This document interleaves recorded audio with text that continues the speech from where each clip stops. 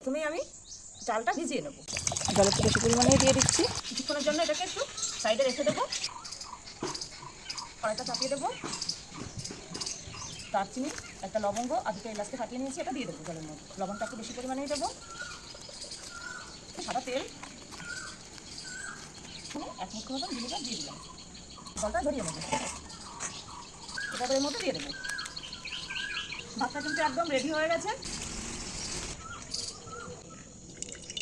তেলের মধ্যে প্রথমেই গাজরগুলো দিয়ে দেবো।